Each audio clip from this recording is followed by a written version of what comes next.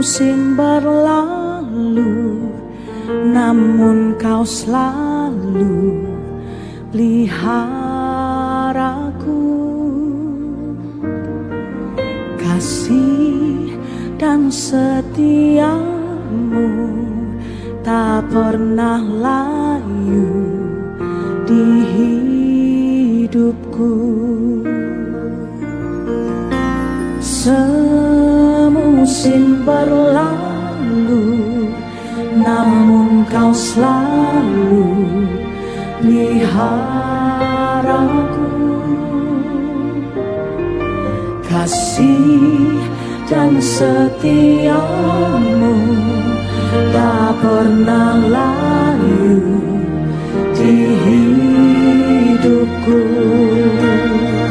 Lebih luas dari samudra, kebaikanmu Bapa takkan habis di hidupku. Lebih tinggi dari cakrawala, tak terbatas kasih-Mu. Sungguh ku bersyukur.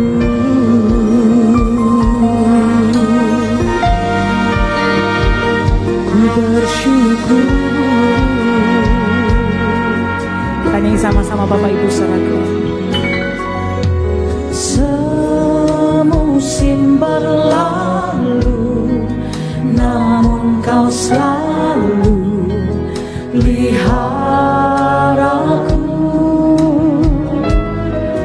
Kasih dan setiamu tak pernah layu di hidupku.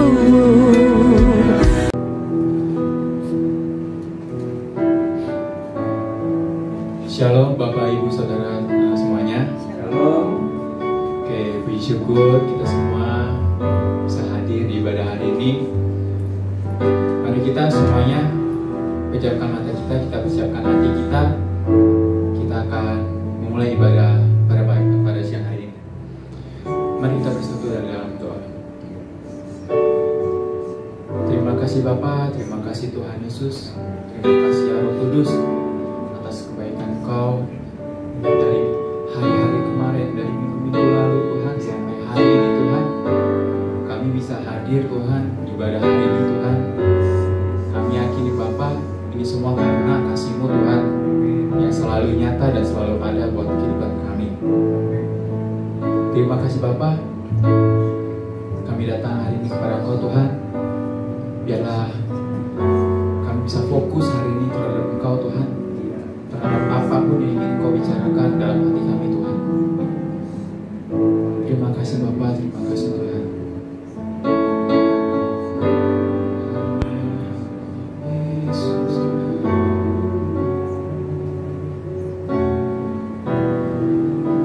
Semuanya sama-sama katakan semusim berlalu.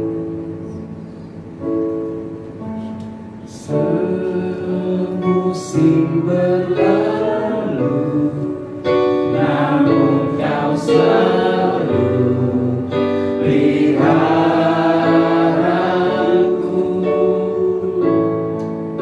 Kasih dan setiamu tak pernah layu di hidupku. Sekali lagi, semusim berlalu,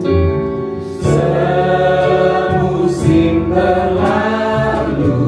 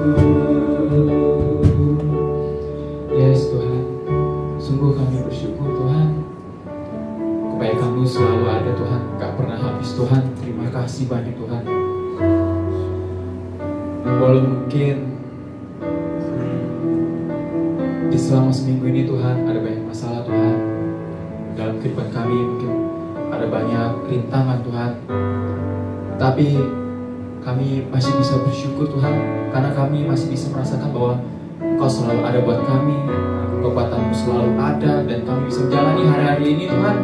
Itu semua karena kebaikan-Mu Tuhan, karena kasih-Mu itu yang selalu nyata dan gak pernah habis untuk kami Tuhan. Terima kasih Bapa.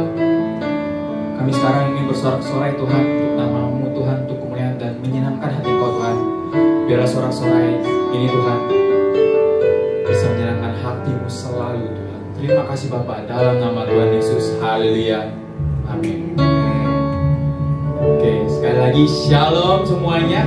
Shalom. Shalom. Shalom. Oke, ada sukacita di sini, amin. Semuanya.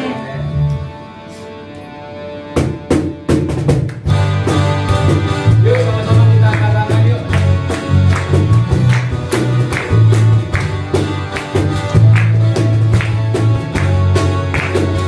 Percaya Roh Kudus ada ya di sini, amin semua.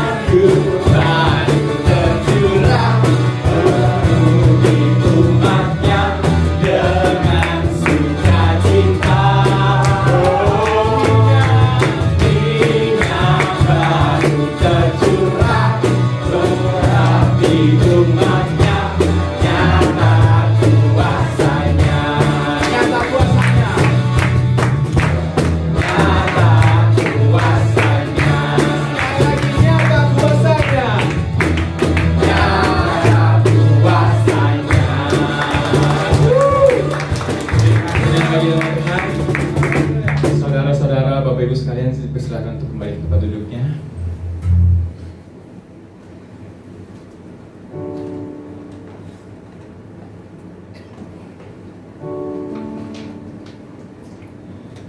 Oke, mari kita persiapkan hati kita akan memasuki firman Tuhan. Kita pejamkan mata kita pusatkan pikiran kita hanya untuk Tuhan, agar firman yang kita dapat hari ini bisa tersimpan dalam hati kita. Amin.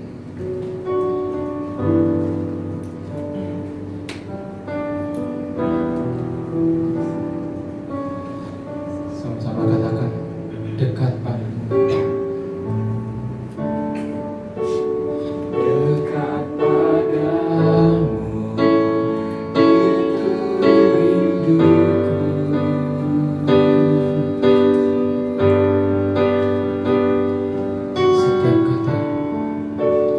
Setiap kataku, kau pun menunggu.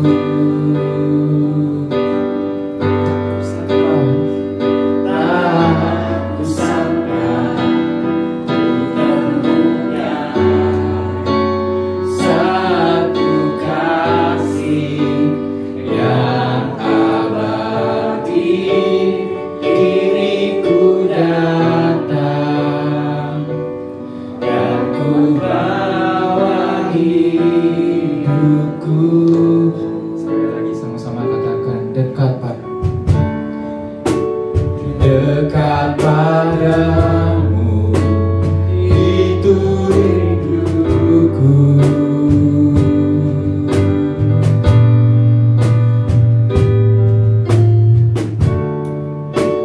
Setiap kataku, kau pun menunggu. Tak kusangka ku temukan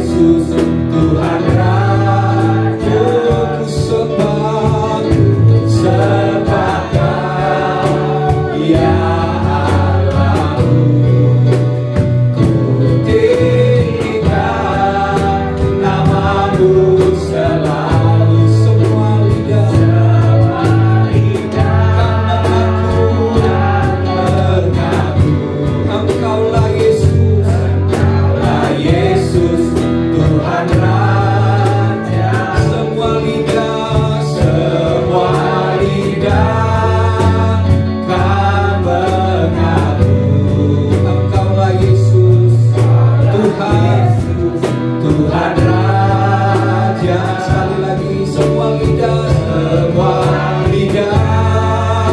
akan mengaku Engkaulah Yesus Tuhan Rajaku. Haleluya Tuhan. Kami percaya melalui pujian yang kami naikkan Tuhan, pada akhirnya semua lutut akan bertelur, semua lidah akan mengaku bahwa Yesus Kristus adalah Tuhan, Juru Selamat atas dunia ini, Raja di atas segala raja. Engkaulah Tuhan yang kami rindukan dan kami nanti-nantikan. Engkaulah pencipta kami. Engkaulah yang menjadikan segala sesuatu dari yang tidak ada menjadi ada. Kami bersyukur Kau menciptakan kami sebagai manusia, sebagai makhluk yang spesial dan khusus di mata-Mu.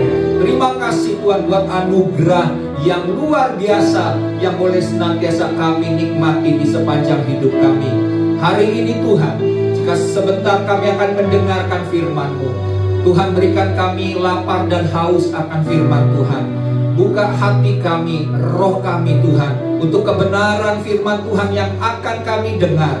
Engkau yang mengurapi setiap kami, urapi juga hamba-Mu yang menyampaikan isi hati Tuhan, sehingga kebenaran yang kami dengar dapat sungguh-sungguh mengubah hidup kami, memerdekakan hidup kami, mengubah pola pikir kami, sehingga kami semakin selaras dengan kehendak Tuhan. Terima kasih Bapa, kami buka hati untuk firman-Mu. Kami tolak semua pekerjaan iblis yang mencoba mencuri kebenaran firman Tuhan. Segala pekerjaan kegelapan dalam bentuk apapun yang mencoba mengintervensi segala pekerjaan Tuhan melalui ibadah pada hari ini, kami sepakat bersehati dalam nama Tuhan Yesus. Kami tolak, kami patahkan, kami hancurkan. Biar kuasa darah Yesus membungkus tempat ini. Biar ada sorga yang terbuka, atmosfer daripada sorgawi memenuhi tempat ini. Terima kasih Bapa, bagimulah segala pujian. Dalam nama Tuhan Yesus, kita yang siap mendengarkan firman bersama katakan amin. Haleluya. Beri kemuliaan bagi Tuhan kita. Puji Tuhan. Oke, ya. Terima kasih buat worship leader, semua pelayan yang sudah melayani perjatuhan hari ini.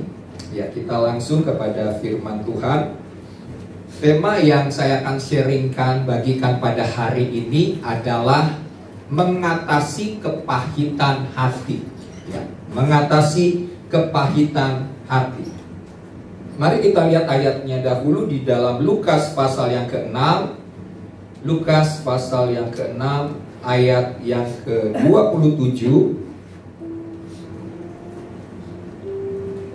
Ya, ayat yang ke-27 kita akan baca sampai dengan ayat yang ke-36. Ya, cukup panjang ya. Saya akan bacakan ayat yang 27, ayat yang ganjil. Nanti Bapak Ibu membaca ayat selanjutnya ya. Kita akan membacanya berganti-gantian sampai dengan ayat yang ke-36. Judul perikopnya adalah kasihilah musuhmu. Sudah dapat semua? Amin. Sudah ya. Tetapi kepada kamu yang mendengarkan aku berkata, kasihilah musuhmu, berbuatlah baik kepada orang yang membenci kamu. Silakan. Kalau berkat kepada orang yang mengutuk kamu, berdoalah bagi orang yang mencaci kamu. Barang siapa menampar pipimu yang satu, berikanlah juga kepadanya pipimu yang lain. Dan barang siapa yang mengambil jubahmu, biarkan juga ia mengambil bajumu. Berilah kepada setiap orang yang meminta kepadamu, dan janganlah meminta kembali kepada orang yang mengambil kebenaranmu. Dan sebagaimana kamu kehendaki supaya orang perbuat kepadamu, perbuatlah juga demikian kepada mereka. Dan jikalau kamu mengasihi orang yang mengasihi kamu, apakah jasamu?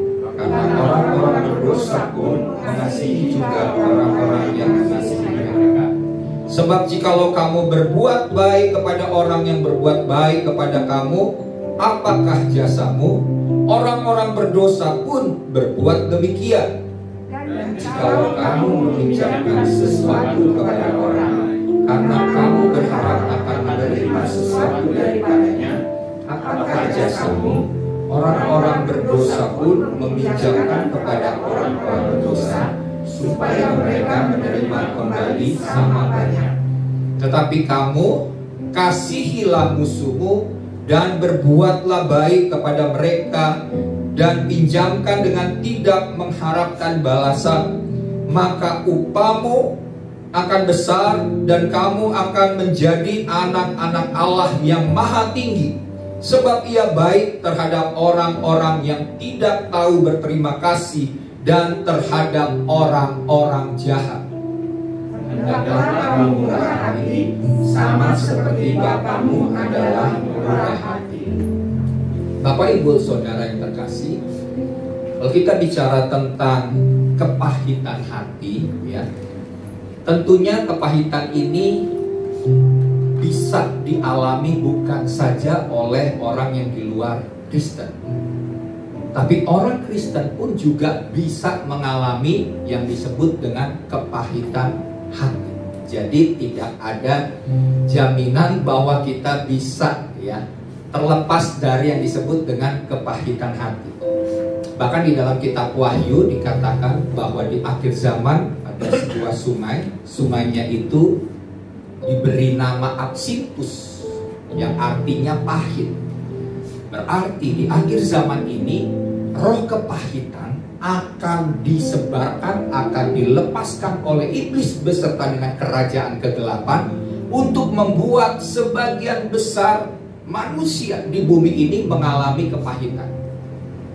Kenapa saya katakan semua orang akan juga bisa mengalami kepahitan hatinya? Karena Bapak Ibu Saudara, karena penderitaan yang terus menerus itu bisa menyebabkan kepahitan. Pemberontakan yang dialami, ya, itu juga bisa membuat seseorang mengalami kepahitan. Pemberontakan tentunya dialami oleh pimpinan-pimpinan. Demikian juga hubungan-hubungan satu dengan yang lain, ya, itu bisa berpotensi untuk menjadi sebuah hubungan yang pahit satu dengan yang lain. Ya, apalagi mungkin yang paling dekat adalah hubungan keluarga. Itu bisa terjadi kepahitan demi kepahitan. Contohnya dalam Alkitab kita tahu seorang hamba Tuhan besar, ya, nabi yang luar biasa, namanya Musa, ya. Musa adalah seorang pemimpin besar, orang yang diurapi Tuhan, yang membawa bangsa Israel keluar dari tanah Mesir. Yang bawa sih sebenarnya Tuhan, ya, cuma dia hanya sebagai alat untuk bisa membawa bangsa Israel keluar dari tanah Mesir, dari tempat perbudakan menuju ke tanah perjanjian. Tapi ada satu alasan yang bisa membuat Musa, seorang nabi Tuhan, itu tidak bisa masuk ke tanah perjanjian. Oleh karena apa? Mari kita lihat ayatnya, ya. Mari kita lihat ayatnya di dalam Mazmur 106. Mazmur 106, ini ayat sudah beberapa kali saya sampaikan, ya, tapi ini berhubungan dengan tema kita hari ini. Mazmur 106 ayat 32 sampai dengan ayat yang ke-33. Firman Tuhan berkata begini: mereka, bangsa Israel, menggusarkan Tuhan dekat air Meriba, sehingga Musa kena celaka karena bangsa Israel, ya, mereka ini. Ayat 33, sebab mereka memahitkan hatinya sehingga ia teledor dengan kata-katanya. Jadi Musa bukan saja teledor dalam berkata-kata karena marah kepada bangsa Israel yang terus-menerus bersungut-sungut mengeluh kepada Tuhan selama perjalanan mereka di padang gurun. Tapi di sini dikatakan bahwa yang menyebabkan Musa teledor dengan kata-katanya adalah karena bangsa Israel memahitkan hatinya. Lihat, seorang pemimpin yang dikatakan, firman Tuhan katakan Musa ini seorang pendoa syafaat, seorang yang paling lembut hatinya di bumi. Alkitab katakan itu. Seorang yang gak mudah membawa 2 juta manusia Ya, 2 juta manusia dengan segala karakter, dengan segala sifat-sifatnya, ya, selama kalau 1-2 tahun masih mending. 40 tahun ngadepin bangsa Israel yang Alkitab katakan tegar tengkuk. Ini pemimpin sering diberontak, ya kan, sering dikatakan, mana Tuhan, mana janjimu, Musa, kamu bawa kami ke padang gurun supaya kami mati di sini ya. Terus menerus seorang hamba Tuhan ternyata juga tidak bisa, ya, tidak mudah untuk mencegah kepahitan itu bisa masuk dalam hatinya kalau tidak menjaga hati. Apalagi kalau penderitaan demi penderitaan, kegagalan demi kegagalan yang kita ingin capai. Kita punya harapan-harapan yang besar. Ternyata harapan-harapan yang besar itu tidak tercapai, tidak sesuai dengan ekspektasi kita. Kita bisa menjadi kecewa. Dan kalau kita sering kecewa terus menerus, bisa jadi kita menjadi pahit. Kita marah dengan orang, tentunya ujung-ujungnya kita marah sama Tuhan. Dan waktu kita marah sama Tuhan, kita terus memelihara sikap itu, sifat itu. Kita marah sama orang, Tuhan yang dibawa-bawa. Dan akibatnya kita menjadi pahit dengan orang itu. Karena segala perbuatan-perbuatan yang menyakitkan hati kita, perkataan yang menyakitkan, itu bisa membuat seseorang mengalami kepahitan hati. Oleh sebab itu Bapak Ibu Saudara, kita koreksi hari ini. Apakah ada kepahitan dalam hidup kita? Kalau ada, firman Tuhan katakan dalam kitab Efesus, mari kita lihat ya. Efesus 4 ayat yang ke-30 sampai dengan ayat yang ke-32 ya, kita selesaikan sampai ayat 32 saja. Firman Tuhan berkata begini, dan janganlah kamu mendukakan Roh Kudus Allah yang telah memeteraikan kamu menjelang hari penyelamatan. Ayat 31, segala kepahitan, kegeraman, kemarahan, pertikaian, dan fitnah hendaklah dibuang dari antara kamu. Demikian pula segala kejahatan. Terus ayat 32, tetapi hendaklah kamu ramah seorang terhadap yang lain, penuh kasih mesra dan saling mengampuni, sebagaimana Allah di dalam Kristus telah mengampuni kami. Bapak Ibu Saudara, jadi Alkitab dengan jelas mengatakan segala kepahitan dan segala kejahatannya itu dibuang. Jangan disimpan, jangan dipelihara. Jangan terus berpikir, iya saya yang dirugikan. Enggak, kita harus berani mengambil sebuah sikap yang benar. Karena segala hal yang jahat itu, perkataan-perkataan yang jahat, perkataan-perkataan yang menghina, perkataan-perkataan yang memfitnah, itu setiap kita bisa mengalami. Karena nggak ada yang bisa menahan mulut orang, betul kan? Nggak ada bisa menahan mulut seseorang. Nah, reaksi kita, respon kita ini harus benar, supaya jangan sampai perkataan-perkataan yang jahat ini menghamiri hati kita, mencemari roh kita, yang menyebabkan kita menjadi pahit, ya. Dan inilah yang akan membuat gereja Tuhan akan, kalau kita bisa menjaga semua hal ini, kita gak mudah menjadi pahit, maka kita akan menjadi anak-anak Tuhan, yang menjadi hamba-hamba Tuhan, yang murni, yang suci, yang kudus, yang berkenan di hati Tuhan. Kita semua tentunya mau berkenan di hati Tuhan, amin. Sadari sebuah rancangan iblis untuk membuat kita pahit. Tapi hari ini jika kita sudah mendengarkan firman Tuhan, jangan buat dirimu menyimpan kepahitan.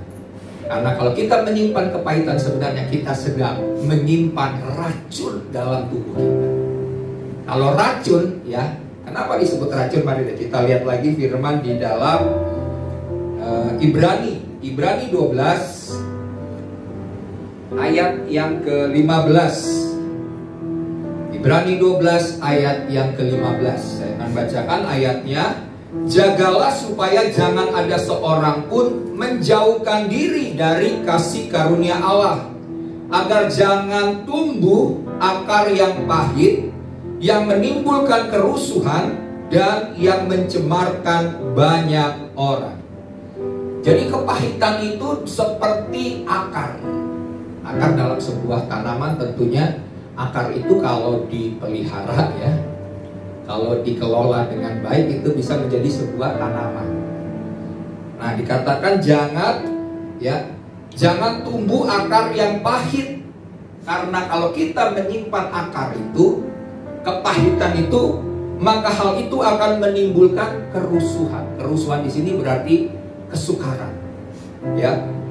Dan yang mencemarkan banyak orang, berarti dapat mengkamiri kehidupan rohani dari orang-orang sekitar kita. Coba lihat kalau orang yang sedang pahit hati, waktu dia cerita 1-2 menit aja kita dengar ceritanya, kita udah tahu, wah ini orang nih kepahitan nih sama seseorang. Karena kan apa yang keluar dari mulut itu meluap dari hati. Jadi kalau ceritanya tentang ya si ini, wah kita tahu dia sedang mengalami kepahitan. Dan kita harus sadari bahwa kepahitan itu adalah racun yang mencemari diri kita dan juga akan mencemari orang lain. Ya. Dan ada banyak penelitian yang mengatakan bahwa orang yang pahit itu juga akan berdampak bagi kesehatan secara fisik. Itu menyebabkan penyakit fisik dan juga tentunya penyakit emosional, kejiwaan. Kalau orang sudah luka batin, wah ini nggak mudah untuk menyembuhkannya. Ada luka yang menganga, luka yang sangat dalam. Kalau luka sekali udah mau sembuh, dikorek sedikit, ya tumbuh lagi. Berarti harus apa? Nggak cuman sekedar, oh saya sudah lupain itu orang itu, oh saya sudah lupakan perbuatan jahatnya kepada saya. Nggak cuma melupakan, tapi apa? Harus sembuh. Ya, sembuh. Kalau masih ada melupakan, kegores sedikit lagi mengenai hal itu, langsung kita marah, langsung kita merasa, wah harga diri saya kok seperti diiniin lagi gitu ya, dikorek lagi gitu, masa lalu saya, kesalahan saya. Wah saya nggak bisa terima kalau soal ngomongin misalnya keluarga saya, wah siapa berani ngomong soal keluarga saya. Nah ini juga bisa menjadi potensi untuk kita jadi marah. Ya, kita jaga hati kita baik-baik, karena ya hati ini akan menentukan masa depan. Kalau hatimu baik, hatimu benar, ya maka yang akan keluar adalah kehidupan yang dari Tuhan. Jadi jangan biarkan akar yang pahit yang menimbulkan kerusuhan dan yang mencemarkan banyak orang ada dalam hidup kita. Oke, kita kembali. Jadi di sini jelas ya, saya nggak perlu panjang lebar soal kepahitan, semuanya tentu sudah tahu. Tapi yang lebih penting bukan saja tahu, tapi melakukan firman Tuhan. Ya, jangan izinkan sebuah perkataan negatif, perbuatan negatif yang akan mengamiri hati kita. Ya, mari kita sungguh-sungguh mau hidup murni di hadapan Tuhan. Nah, dari ayat yang kita baca ini, mari kita lihat ayat Lukas 6 ayat 35 sampai 36 berkata begini. Tetapi kamu kasihilah musuhmu dan berbuatlah baik kepada mereka dan pinjamkan dengan tidak mengharapkan balasan. Maka upahmu akan besar dan kamu akan menjadi anak-anak Allah yang Maha Tinggi. Sebab ia baik terhadap orang-orang yang tidak tahu berterima kasih dan terhadap orang-orang jahat. Hendaklah kamu murah hati sama seperti Bapamu adalah murah hati. Nah, di sini kita sebagai orang Kristen, Alkitab katakan, Yesus sendiri berkata kepada murid-muridnya dan juga tentunya kepada setiap kita yang sebagai orang percaya adalah kita harus mengasihi.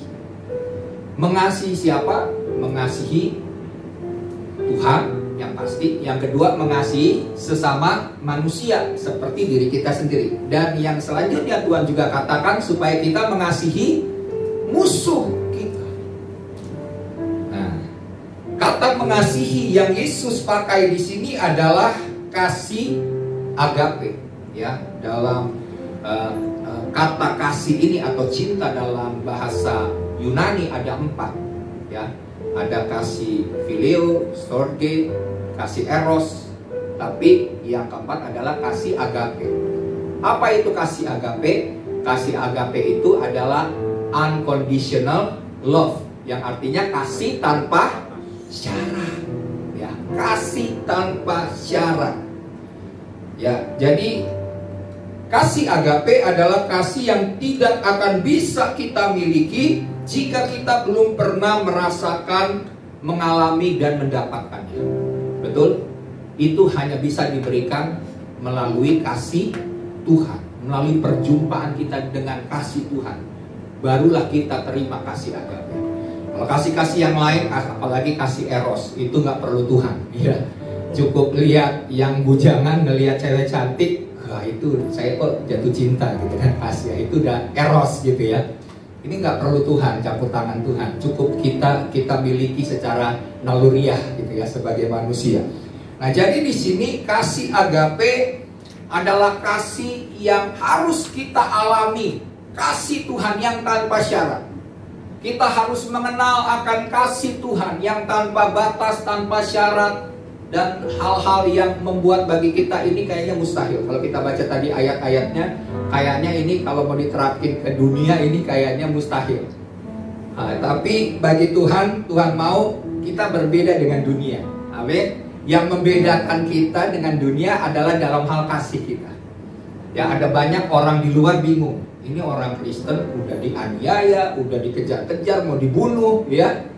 Balasannya apa? Balasannya adalah mengasihi, mengampuni, dan memberkati, ya kan? Ini orang bingung nih, orang Kristen kok masih bisa seperti itu? Nah, itulah yang membedakan kita dengan dunia. Kita ini kasihnya kasih agape, kasih Allah. Allah itu mengasihi manusia bukan pada saat manusia berbuat baik saja, betul kan? Tapi Allah mengasihi kita pada waktu kita masih berdosa. Kita masih berdosa, kita belum kenal Tuhan. Tuhan tetap mengasihi kita karena Allah adalah kasih. Karakter Tuhan sendiri adalah kasih, bukan karena kita baru berbuat benar, berbuat baik, baru Tuhan berbuat kasih kepada kita, Tuhan mengasihi kita. Enggak. Waktu kita masih kadang-kadang bandel, masih kadang-kadang gak taat, masih kadang-kadang lari dari panggilan Tuhan, dan banyak hal yang kita buat yang mendukakan hati Tuhan, Tuhan tidak bisa memungkiri dirinya yang adalah kasih. Kalau sampai katanya, saya pernah dengar sebuah pernyataan, kalau Tuhan sudah tidak lagi mengasihi, berarti Tuhan sudah menanggalkan predikatnya sebagai Tuhan, ya. Karena Tuhan Allah adalah kasih tanpa syarat. Nah, inilah yang harus kita kenali sungguh-sungguh tentang pribadi Tuhan, sehingga tidak ada kata yang mengatakan dosa saya terlalu besar, saya kayaknya tidak pantas untuk diampuni oleh Tuhan. Ya, saya tidak layak. Oh, iblis akan terus mendakwa kita bahwa kamu nggak layak, kamu nggak benar, kamu nggak pantas terima pengampunan dari Tuhan. Tapi Tuhan adalah kasih.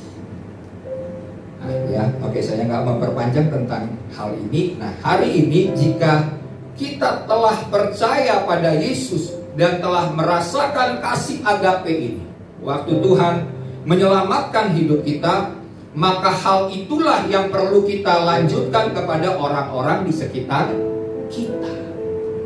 Karena dunia ini butuh kasih. Amin. Dunia ini butuh kasih yang benar. Amin. Kita akan lihat ayat-ayat tadi yang kita sudah baca, bahwa kasih yang benar itu yang merupakan standarnya Tuhan, ini jelas. Kalau kasih dunia, yaitu saya katakan, semuanya ada balasan, ada upahnya. Ya, melakukan perbuatan baik, melakukan perbuatan kasih supaya orang lain berbuat baik, berbuat kasih kepada kita. Tapi kita harus punya standar yang lebih tinggi daripada kasih dunia. Amin. Karena untuk itulah kita dipanggil, untuk itulah kita mengalami kasih Tuhan, supaya kasih Tuhan itu boleh dinyatakan kepada dunia. Alkitab katakan bahwa dengan semakin banyaknya kedurhakaan, maka kasih kebanyakan orang akan menjadi dingin. Ya, akan menjadi dingin.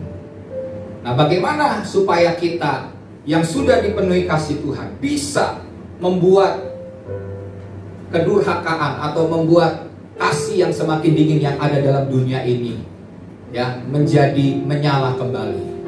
Seharusnya kita sebagai orang Kristen harus punya kasih yang senantiasa menyala. Amin. Jangan sampai kasih kita itu meredup. Jangan sampai kita sama seperti orang dunia, memiliki kasih yang beku, yang dingin. Kita harus terus bergelora ya. Kita harus terus membuat kasih Tuhan itu menyala-nyala dalam hati kita. Karena dunia ini membutuhkan kasih. Kalau kita lihat ya, kalau bicara soal kepahitan, salah satu contoh beberapa, kalau nggak salah bulan lalu ya, ada seseorang yang habis merayakan hari Halloween. Ya, saya harap orang Kristen di sini jangan ya, jangan merayakan hari Halloween, apalagi menggantikannya dengan Holy Week, supaya mirip-mirip lah, nggak apa-apa lah, yang penting kita ibadah aja. Oke lah, saya pikir ibadah nggak apa-apa, nggak usah pakai nama-nama yang diganti-ganti sih sebenarnya sih. Ya tapi itu terserah. Tapi saya pikir kita jangan ikut-ikutan dengan tradisi-tradisi yang tidak benar. Nah jadi di Jepang ya, kita tentu sebagian sudah dengar karena ini sudah cukup viral. Ya ada seseorang yang selesai acara Halloween, dia naik kereta gitu ya. Kemudian dia itu pengen punya niat membunuh orang. Dan apa yang dia lakukan? Dia ambil pisaunya, lagi sementara orang duduk di kereta, tahu-tahu dia nancepin satu-satu pisaunya itu ke orang yang sedang duduk di kereta itu di Jepang. Ada 17 orang yang ditusuk. Saya nggak tahu yang mati berapa gitu ya. Tapi dari 17 orang yang ditusuk, waktu ditangkap sama polisi, jadi waktu dia selesaikan melakukan tugasnya dengan menusuk 17 orang yang di kereta di satu gerbong itu dan membakar gerbong itu dengan api, terus dia duduk di kereta itu sambil akhirnya kereta itu berhenti, polisi masuk nangkap dia. Dia tenang aja sambil merokok. Pakaiannya yang digunakan adalah pakaian joker, ya kan, joker. Tahu kan joker? Joker adalah istilahnya adalah orang baik yang tersakiti gitu ya. Nah, coba bayangkan orang ini waktu ditanya, kenapa kamu punya niat untuk membunuh? Dia bilang nggak tahu, dia pengen mau bunuh aja orang. Dan dia menyesal katanya. Menyesalnya bukan karena dia sudah mau membunuh orang, tapi dia menyesal karena tidak ada seorang pun kalau nggak salah yang terbunuh waktu dia menusuk. Wah ini udah sadis. Kasih sebagian orang sudah jadi beku. Bagaimana kita sebagai orang Kristen yang sudah mengalami kasih Tuhan? Tugas kita adalah menyebarkan kasih itu, kasih agape itu kepada dunia, kasih yang tanpa syarat itu kepada dunia, supaya dunia ini menemukan kasih yang sejati di dalam Tuhan. Oke, kita akan masuk dalam poin-poin agar kita dapat mengatasi kepahitan hati. Maka perlu kita belajar untuk, yang pertama adalah kita belajar untuk mengampuni. Amin. Sebagai orang Kristen, yang harus kita lakukan di sepanjang kehidupan kita, karena kita nggak akan lepas dari orang-orang yang akan berbuat jahat kepada kita. Sama seperti Yesus mau mengampuni dosa-dosa kita, demikian juga kita harus mengampuni semua orang yang berbuat jahat kepada kita. Oke, mari kita lihat ayatnya dalam Lukas 6 ayat 27 sampai dengan 28. Firman Tuhan berkata, tetapi kepada kamu yang mendengarkan aku, lihat orang yang dengarkan firman Tuhan, siapa bertelinga hendak melakukan apa yang dikatakan oleh Roh Kudus. Ya, aku berkata, kasihilah musuhmu, berbuat baiklah kepada orang yang membenci kamu. Ya, kasihi musuh, berbuat baik kepada orang yang benci kamu. Mintalah berkat bagi orang yang mengutuk kamu. Berdoalah bagi orang yang mencaci kamu. Lengkap ini. Ini paket lengkap, bukan paket hemat ya. Paket lengkap kalau mau jadi orang Kristen, kata Tuhan Yesus, lakukan ini. Kasihi musuh, terus berbuat baik kepada orang yang benci sama kamu, minta berkat bagi orang yang mengutuk kamu, dan berdoalah bagi orang yang mencaci maki kamu. Wah, ini loh Kristen yang sehat. Ini loh kasih tanpa syarat, suka mengampuni. Ya, oke, kita lihat. Kita sulit mengampuni, benar nggak? Kalau kita mau jujur, banyak orang Kristen sampai sekarang belum bisa mengampuni. Kita sulit mengampuni. Kenapa kita sulit? Karena alasan-alasan kita merasa bahwa kita nggak bisa mengampuni karena merasa terlalu disakiti.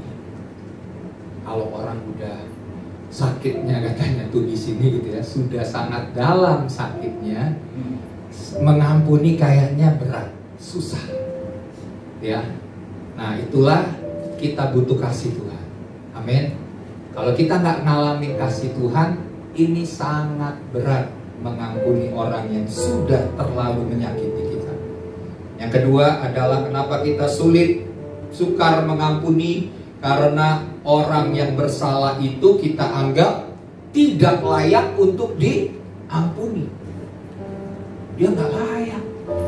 Itu perkataannya itu terlalu sadis, terlalu menghina. Perkataannya itu penuh dengan kutuk, sumpah serapah, caci maki. Dia nggak layak terima pengampunan dari saya. Masih bagus saya nggak tegur. Begitu katanya. Nggak layak dia terima pengampunan. Terus apa yang bisa menyebabkan kita sulit mengampuni? Karena kita merasa rugi jika mengampuni. Udah dibilang ini nggak layak terima pengampunan. Yang kedua, kita anggap wah enak bener dia diampuni. Kata Tuhan lagi 70 kali 7 kali. Berarti terus menerus dong. Ya kan, ampunin lagi. Buat gitu lagi, ampunin lagi. Dibuat lagi hal yang sama, ampunin lagi. Kalau manusia kan punya standar ya.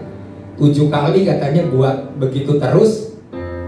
Manusia juga ya kan. Rocker juga manusia katanya. Hamba Tuhan juga manusia katanya kan. Jadi nggak sabar ini. Wah, ini apa melebihi dari kesabaran saya.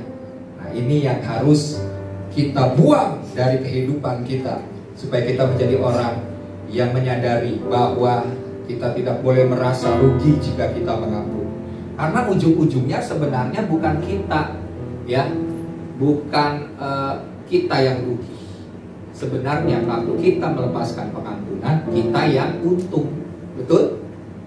Untung. Dan dia juga mendapat, ya minimal waktu kita mengampuni dia, ada anugerah Tuhan turun atas dirinya. Kita bebas. Orang itu juga sebenarnya kita sedang tolong dia, membantu dia terlepas dari hukuman Tuhan. Karena firman Tuhan berkata kalau kamu gak bisa tidak melepaskan pengampunan atas orang itu juga gak bisa lepas ya. Mereka masuk dalam sebuah penjara. Siapa yang menjarakan? Kita ambil bagian memenjarakan orang itu dalam dosanya. Kalau kita tidak mengampuni, ya. Nah, jadi sebesar apapun kesalahan seseorang pada hidup kita, lebih besar kesalahan kita pada Tuhan. Ini yang harus kita mengerti dan pahami. Kalau kita nggak bisa mengampuni seseorang, kita harus pikir siapa kita dulu sebelum kita kenal kasih Tuhan. Kita pun orang berdosa. Mungkin dosa kita lebih jahat daripada dosa orang itu kepada kita. Tapi Tuhan dengan penuh kasih, Dia mengampuni kita. Masa Tuhan aja sudah ngampunin kita, sedangkan orang yang dosanya nggak terlalu berat kepada kita nggak bisa ngampunin. Bagi Tuhan berarti kamu tidak menghargai kasihku kepadamu. Sehingga kepada orang pun yang hanya berbuat, yang diberikan sebuah perumpamaan ya.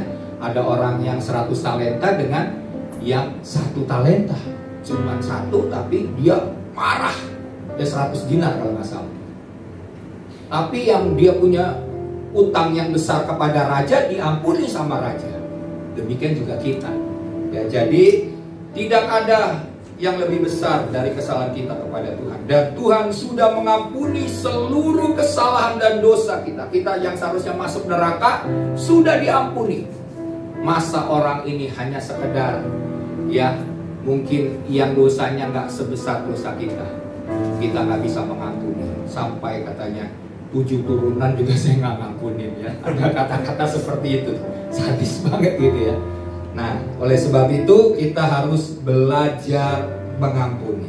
Oke, yang kedua adalah belajar merendahkan hati. Mari kita lihat ayatnya di dalam Lukas 6 ayat 29 sampai 30. Barang siapa menampar pipimu yang satu, berikanlah juga kepadamu pipimu yang lain. Dan barang siapa yang mengambil jubahmu, biarkan juga ia mengambil bajumu. Lihat, dari jubah diambil, biarkan dia mengambil bajumu. Wah, ini lebih besar lagi. Berilah kepada setiap orang yang meminta kepadamu, dan janganlah meminta kembali kepada orang yang mengambil kepunyaan.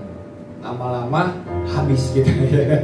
Semua udah dipukul, diambil jubahnya kita diambil, kita berikan aja. Terus apalagi yang terakhir minta kembali, kita udah kepunyaan dah, udah diambil, ya udah kita nggak usah minta. Wah, ini Kasih lagi. udah dikasih lagi kalau perlu gitu ya. Aduh, ini gimana nih ya kan, bagi orang-orang kita nih, orang Kristen sama anak-anak muda ini nggak bisa nih Pak, ini kayaknya sulit nih Pak dilakukan. Firman Tuhan ini sulit nih di zaman sekarang nih, kayaknya berat nih. Tapi kenapa Tuhan mengatakan hal seperti itu? Tentunya Tuhan ada maksud, betul kan? Maksudnya apa? Supaya kita rendah hati. Hidup kita tidak bergantung kepada uang, ya, karena semua berkat itu dari Tuhan. Tuhan bisa melimpahi kita lebih besar 2 kali lipat dari apa yang diambil dari diri kita, betul kan? Pasti. Nah, contohnya ada banyak orang yang misalnya nih anaknya, misalnya kecanduan obat-obatan, narkoba. Ya, sebagai orang tua maunya kan anak ini kan bebas kan, lepas dari ikatan itu. Kalau perlu dimasuk rehabilitasi, biayanya mahal, nggak apa-apa. Padahal orang-orang yang kecanduan itu kan narkoba kan, TV diambil, ya kan, mobil dijual, ya kan, apalagi bahkan kalau perlu ketemu sertifikat rumah juga digadein, semuanya bisa habis. Terus kita sebagai orang tua kan nggak mungkin, ya kan, membiarkan anak kita, dia udah habisin harta saya, udah mati aja, ya kan, nggak mungkin. Nah, demikian juga Tuhan mengajarkan tentang merendahkan hati, itu intinya. Berarti juga Tuhan sedang mengajarkan kita untuk tidak mementingkan diri kita sendiri. Orang ini butuh ditolong, orang ini butuh dibebaskan dari pikiran-pikiran yang jahat, dari dosa-dosa. Tujuannya adalah bukan membawa dia, udah kita perkarakan saja di pengadilan. Ya ada sih yang cara seperti itu membuat orang itu kapok misalnya. Tapi kita ikutin firman Tuhan aja. Saya teringat ada teman hamba Tuhan, dia kehilangan mobil. Dia ditipu, jadi ditawarkan mau di-upgrade mobilnya, ya. Tapi yang dia salahnya ini saking percayanya kepada sales yang menawarkan supaya mobilnya di-upgrade, dia kasih kuncinya, semua yang dokumen-dokumennya dia kasih, saking dia percaya katanya nanti dibantu urus. Padahal baru kenal di acara, semua lagi acara pameran. Jadi dia berikan semua. Besoknya dia pikirkan udah dikasih alamat kantornya, ya kan. Besoknya dihubungi di kantor, kok nggak ada kabar nih, dihubungi di kantor, nggak masuk orangnya. Besok lagi dihubungin, orangnya udah dimatiin teleponnya, dihubungin ke kantor berkali-kali, ternyata orangnya udah keluar. Berarti nggak cuma keluar, tapi mobilnya dibawa kabur. Terus si teman-teman yang lain bilang, udah Pak, mau diperkarakan, dicari polisi juga dapat tuh, bilang. Tapi yang dilakukan oleh hamba Tuhan ini, dia ingat firman Tuhan ini. Dia bilang, mungkin Tuhan sedang mengajari saya untuk melakukan sebuah tindakan kasih. Dia gak urus masalah itu. Puji Tuhan hari ini sudah dapat mobil lagi gitu ya. Padahal itu mobil satu-satunya. Saya yakin semua tindakan kita yang benar Tuhan perhitungkan. Amin. Tidak pernah sia-sia janji Tuhan, firman Tuhan katakan, supaya kita tidak merendah, supaya kita tidak menjadi sombong. Kita harus rendah hati. Ya, ada banyak hal-hal yang bisa membuat kita pahit oleh karena kita iri, gitu ya. Kita iri hati karena di firman Tuhan katakan bahwa iri hati dan juga kepentingan diri sendiri, ya, di situ akan timbul segala macam kekacauan. Di mana ada iri hati dan kepentingan diri sendiri, di situ akan timbul kekacauan. Ya, oleh sebab itu saya percaya bahwa waktu kita mau melepaskan pengampunan, kita mau juga merendahkan hati kita di hadapan Tuhan, maka Tuhan sedang bentuk hati kita menjadi seperti yang Tuhan inginkan.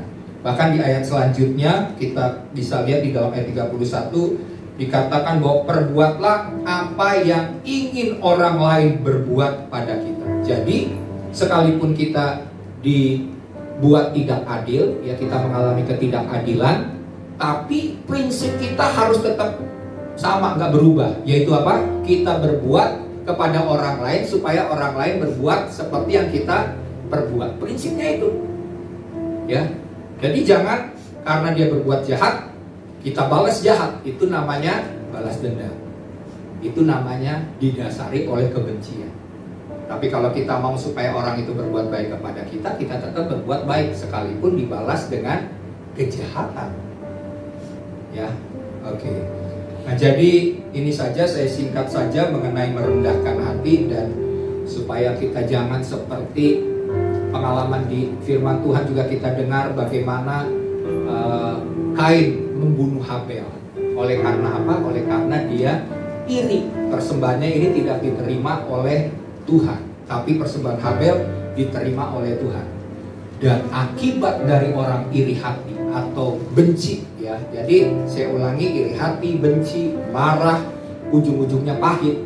Ini bisa membuat kita melakukan tindakan yang salah sampai membunuh. Ya, ini yang dilakukan waktu Tuhan sedang mengajari kita rendah hati melalui peristiwa-peristiwa ini. Oke, yang ketiga, yang terakhir adalah belajar mengasihi. Matius 22 ayat 39 berkata begini. Dan hukum yang kedua yang sama dengan itu ialah kasihilah sesamamu manusia seperti dirimu sendiri. Kasihilah sesamamu manusia. Kasih tidak membedakan apakah orang itu baik atau tidak. Benar kan? Kasih nggak bedakan.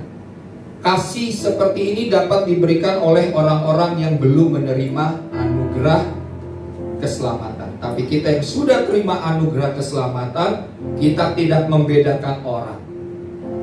Ya, sama seperti Yesus, Tuhan tidak membedakan antara orang itu tahu berterima kasih atau nggak tahu berterima kasih. Tetap Tuhan mengasihi, tetap berbuat baik kepada orang yang jahat sekali.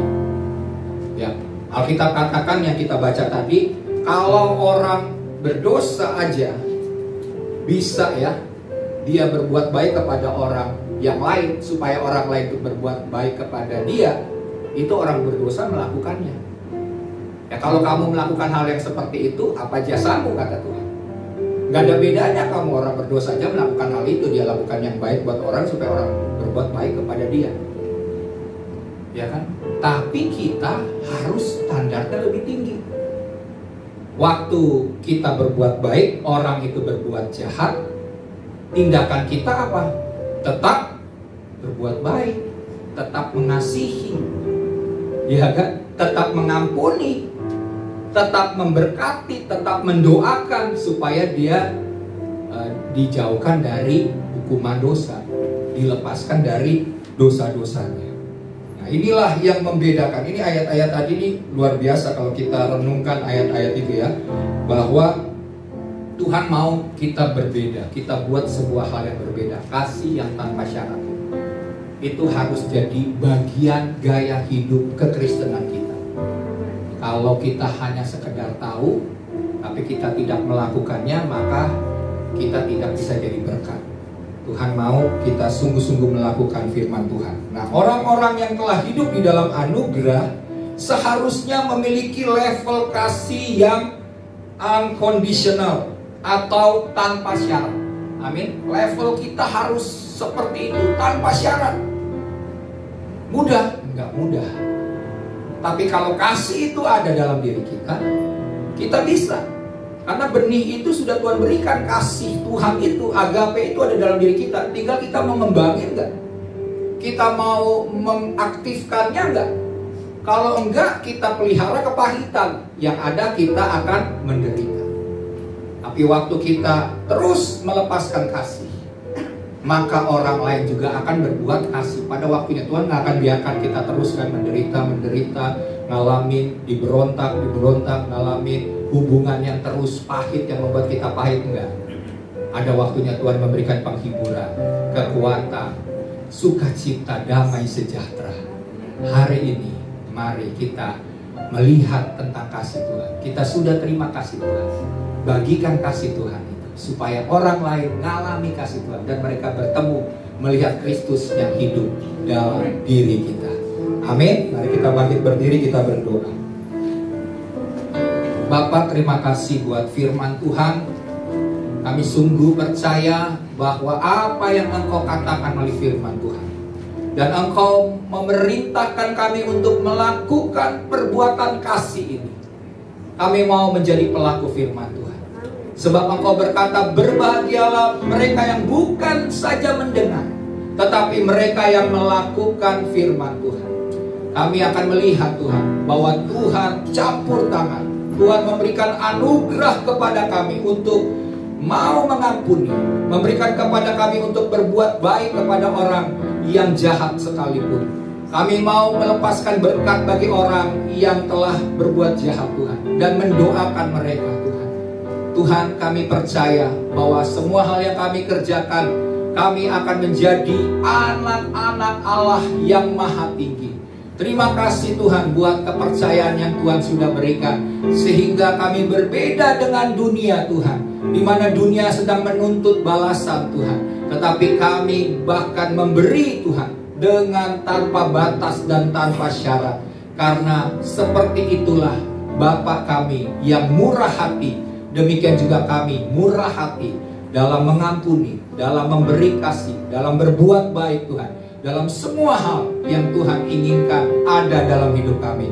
Tuhan meteraikan firman-Mu atas hidup kami. Tuhan ubah pola pikir kami yang salah Tuhan, supaya kami terus-menerus menyelaraskan hati dan pikiran kami kepada firman Tuhan.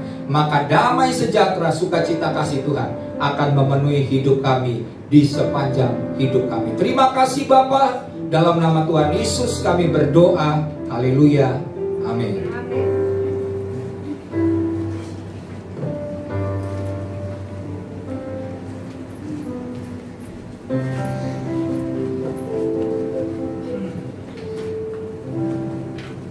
Terima kasih Gembala Pak Ferdinand untuk firman-Nya. Mari saudara-saudara semua untuk mempersiapkan persembahan, kita memberikan persembahan kita. Mari kita bersatu dalam doa. Bapa, terima kasih Tuhan atas kebaikan-Mu Bapa, atas firman hari ini yang telah Kau berikan Tuhan. Biarlah firman-Mu hari ini Tuhan bisa kami tangkap ya Tuhan, dan bisa kami simpan Tuhan. Sebentar kami akan memberikan persembahan kami Tuhan.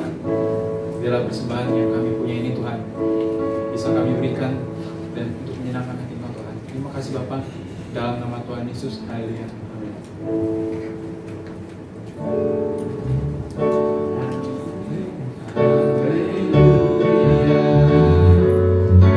Kibarkanlah panjinya, silakan Ibu Bapak. Segala raja, haleluya. Bangkitlah gerejanya, kita lebih dari pemenang. Haleluya, haleluya. Kibarkanlah panjinya, Yesus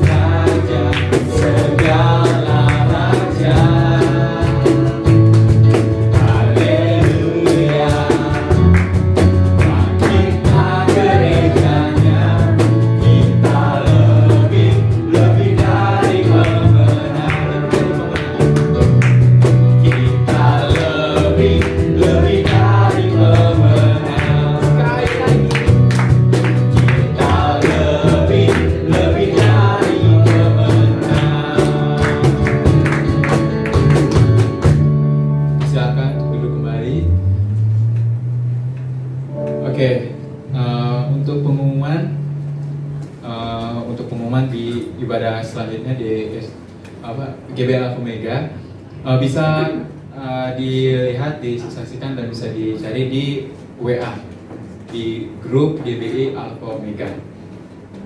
Dan untuk selebihnya mungkin Bapak ada mau tambahan. Oke, mari kita persiapkan hati kita. Kita akan menutup ibadah hari ini. Mari kita naikkan pujian. Kami memuji kebesaran.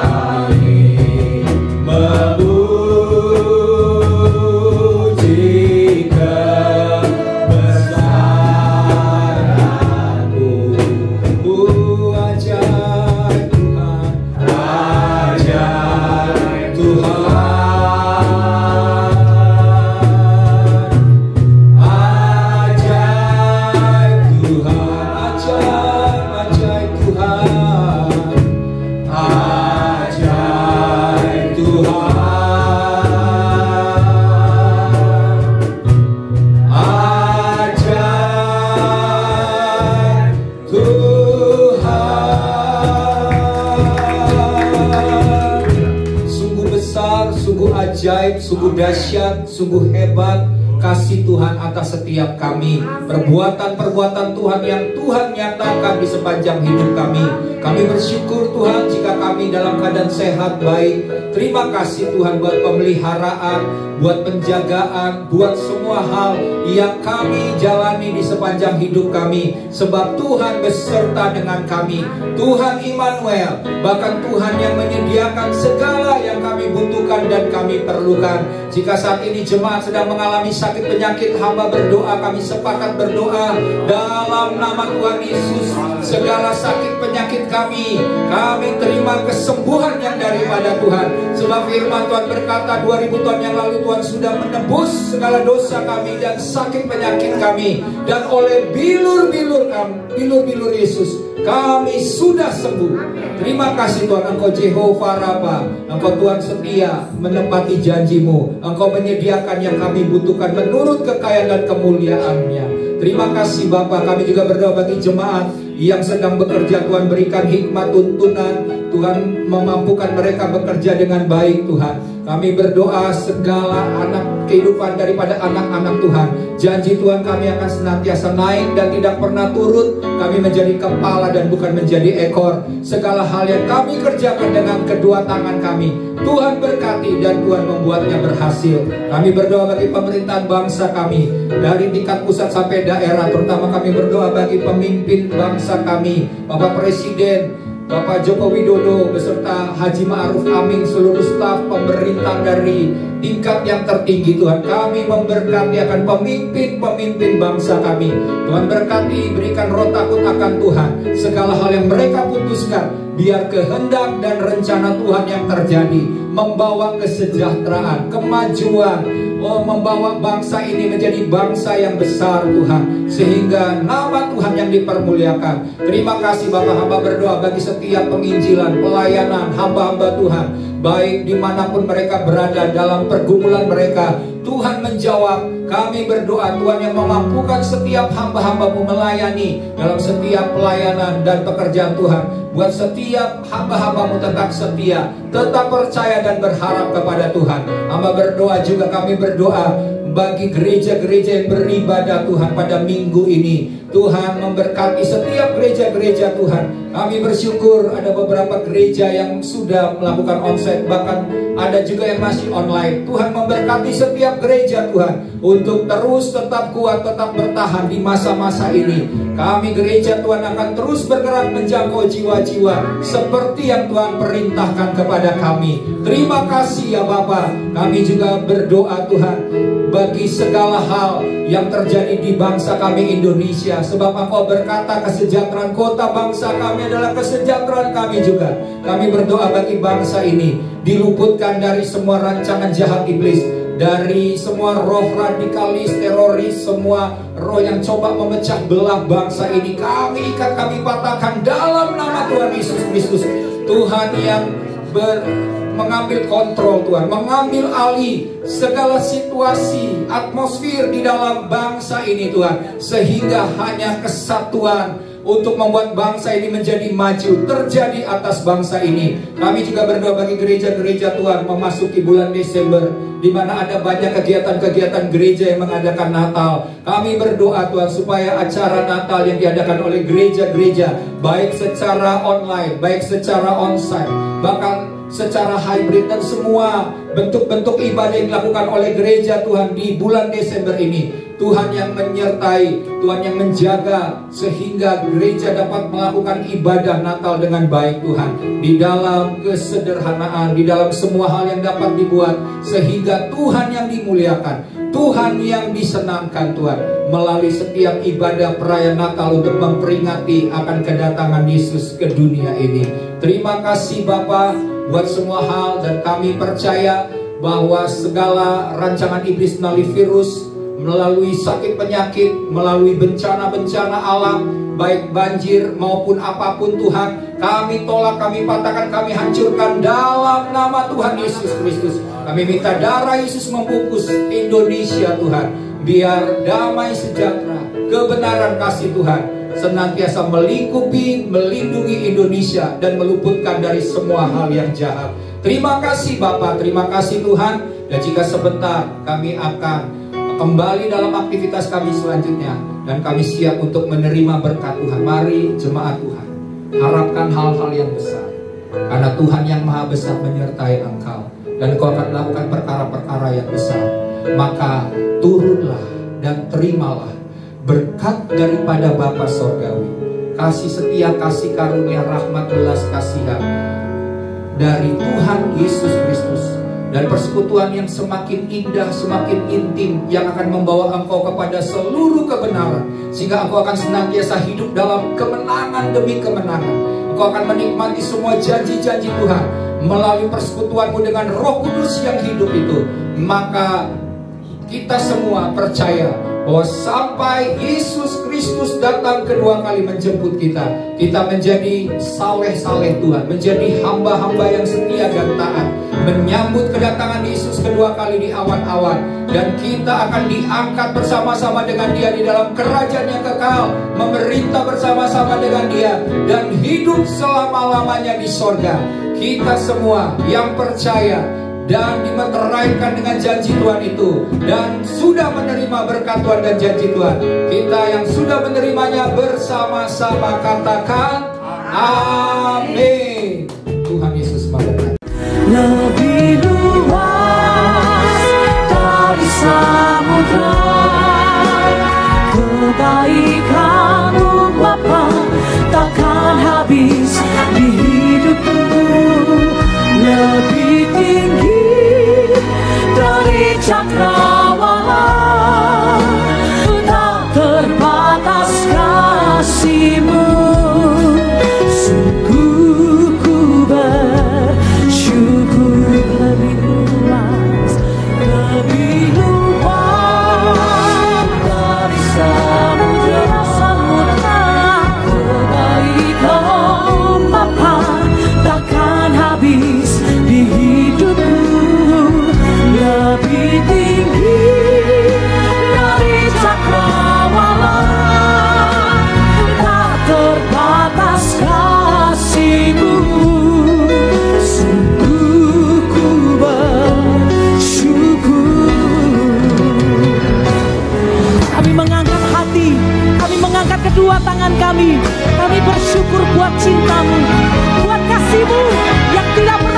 kesudahan dalam hidup kami Tuhan.